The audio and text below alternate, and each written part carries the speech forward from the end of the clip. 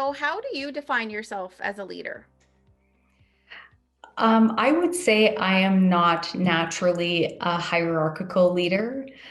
I would say I'm probably more like a circular leader, and I that is most certainly couched in traditional Indigenous communication practices. So on my team, the view is everybody's voice is important. And while at the end of the day, I have accountability and I have to make decisions, I do feel it's very important to include the team and quite broadly, so beyond even executive, in the conversations around decision making.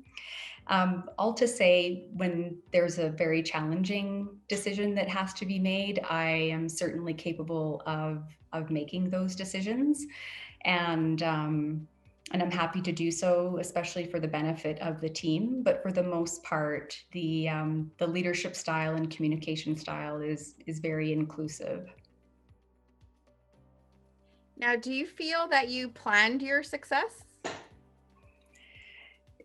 No, I think that my success was not anticipated, at least not at a young age. I think as I got older, I got more curious about perhaps what my purpose was. And so that led me to make a number of different decisions. And I do feel that I've I've been equipped well to take risks and to try new endeavors and to really embrace an opportunity to change my skill set, enhance my skill set, learn a new trade, so to speak, when the opportunity has been provided to me. And so, from a young age, no, the expectation for me to be a professional or a business leader was certainly not part of my upbringing. But as I went through my university years and then practiced law, it became very clear to me that I needed to follow my inclinations and try new things so that I could be positioned best to contribute in a way that resonates with me personally, not just professionally. Okay. Now, how would you describe your greatest strength as a leader? Oh, my greatest strength, I would say, is that I do not engage in the traditional command and control type leadership. I try very hard to be inclusive in my leadership, ensure that my team understands that they are valued, not just for the skill set that they bring and for the targets that they achieve, et cetera, but because they bring with them a lived experience that in most situations will add value to the conversation. So I would say again, it's again that very circular, inclusive leadership style Mhm. has seemed to resonate quite positively with my teams. Now, if you go back 10 years in your career, is there a certain attribute that you've changed compared to how you lead today? Yes, I think that's a very interesting question. I think when I was younger, I was um, much like today, I had a lot of conviction, but I was less self aware and was definitely more stubborn and outspoken about what I felt was the right approach. And as I've spent time in courtrooms. That was a big portion of my legal training. And then, of course, in business, there's always negotiating that goes on. And those are skills that I had learned in the law and brought them to business. But what I've really learned is to understand what it is I'm looking to achieve. And then also equally really understand the audience that I'm speaking to so that I'm better able to speak the audience's language.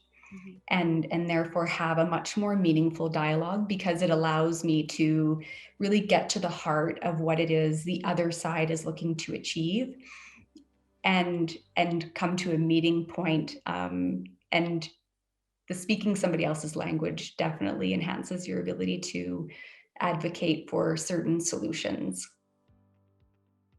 What motivates you as a leader? People actually motivate me as a leader. So for a number of years now, my primary focus has been serving Indigenous people, and specifically access to capital and access to the economy. And so in my time, I've been able to work with dozens of First Nations and Indigenous communities, and knowing that the contributions that my teams have made is one that is particularly motivating for me. How do you keep your teams motivated, and do you think that that's changed in the pandemic? For me, it hasn't changed in the pandemic. So I either have always led a remote team, so a team that doesn't sit with me directly. And then in my most recent role, I started in the middle of the pandemic. So there was very little opportunity to sit with the team and be with the team in the office on a regular basis. And so I'm quite comfortable in leading from a distance. It takes more effort for sure, but I'm very comfortable with that. And I would say the best way to motivate a team is with optimism, and with focusing on our shared desire to contribute to communities and to the well-being of others, and to satisfy our purpose as an organization, which I think naturally, based upon the people who have joined the team, that really resonates personally with them in addition to professionally. What makes you the most proud as a leader? I'm most proud as an Indigenous woman to have the chance to be able to serve Indigenous people. For me, that is the motivation day in, day out. And I always enjoy debunking the stereotypes and the myths that non-Indigenous Canadians have about Indigenous business and Indigenous peoples through really successful business partnerships. Business is sort of like sport, in that when there's a shared vision and a sense of shared purpose, and you're able to develop partnerships that have shared value for all involved, it's an amazing sense of accomplishment. And I would say that's what makes me most proud. And that's very inspirational. So now, is there any innovation or change that you feel passionately about that Canada can help drive? Yes, I think the primary focus for us at this point is connectivity for all, especially in light of COVID, and in all of us understanding that the future is digital, and that success for our economy will include enhanced innovation and engagement from Canadian citizens, whether it's youth who are going into university or whether it's adults who are looking to retool, knowing that digital approaches to business and IT and the like will be a very important next step for Canada. Obviously, connectivity is very key. I don't know how else you entice people to be curious and to engage and to not fall to the wayside in the economy if they don't have connectivity to engage in the way that we're all engaging these days. And I don't believe that these types of meetings and relationship building through Zoom, etc., is going to go away, even when COVID is something that, hopefully we see in the rearview mirror. So connectivity is very, very important for all of Canada to get the benefit of economic inclusion and the like. Now, what do you feel is the role or should be the role of a leader when it comes to diversity and inclusion in Canada, whether it's the workplace or generally? Yes. So it's interesting because, of course, being an Indigenous female leader, I probably come to this question with a unique perception. And I have always led smaller teams that are diverse, both from a gender perspective and also a heritage perspective. And I've been fortunate because I've been able to build those teams myself. And that means I have control over the matrix of the teams in that way. But one thing that I have noticed, especially when working in larger institutions or corporations, is it's very important for senior executives who have a sense of urgency around inclusion and diversity, et cetera, to take a very hard look at their middle management. I find that middle management is where a lot of these very purpose-driven, socially focused initiatives end up falling short.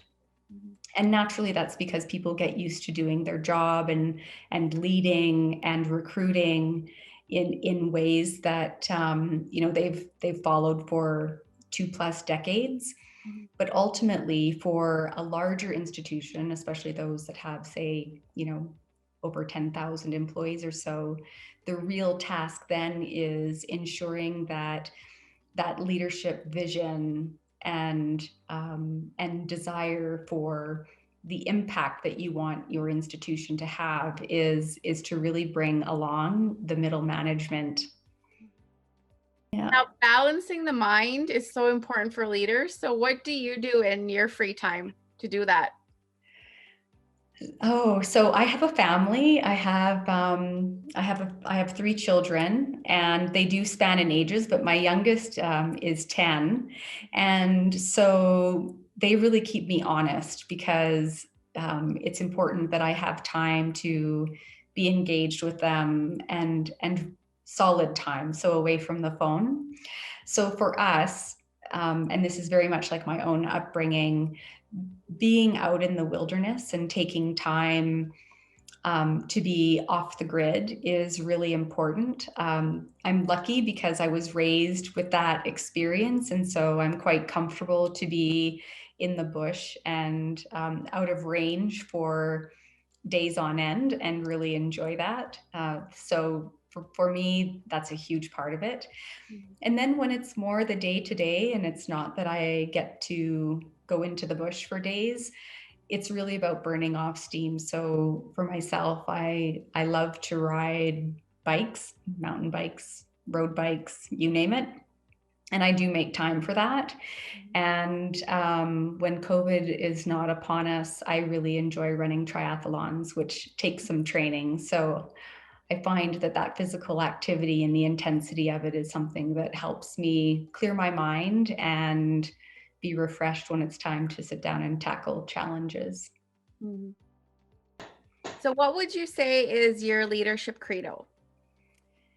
So as far as values, I would say that for me, I go back to the traditional grandfather teachings, also known as the 7 sacred teachings within the Indigenous belief system. And all 7 of them, of course, add value to every relationship that you build. But I would say from a leadership perspective, there's a few that really stand out for me. And one is respect. And I think that goes back to my leadership style.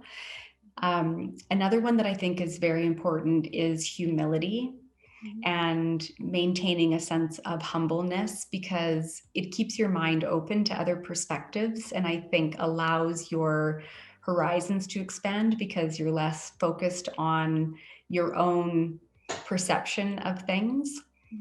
Wisdom is another very important one, and we all don't have the benefit of wisdom in every circumstance, but